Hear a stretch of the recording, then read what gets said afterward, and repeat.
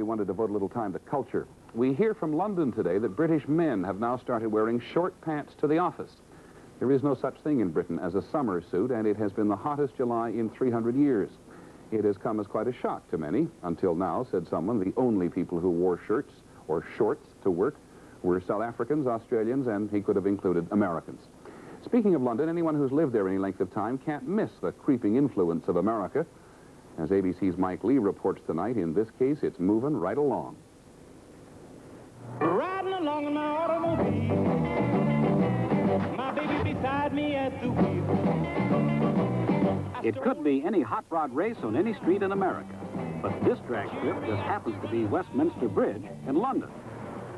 Here in the land of red double-decker buses and Big Ben, there is a subculture of Americana dedicated to little deuce coupes, as well as hundreds of other customized, rolled and pleated, souped up, and restored reminders of the good old days of the 40s, 50s, and early 60s. Once a month, several hundred British youngsters who feel they were born in the wrong country in the wrong decade go cruising in the scene right out of American graffiti.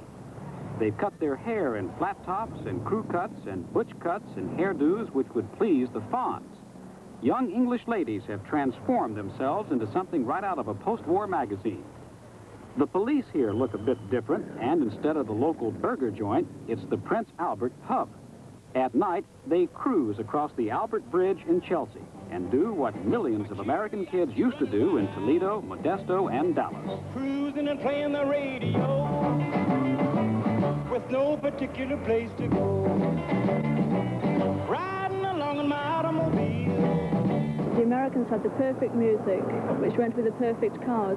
We don't have this anymore. The children just didn't appreciate what they had.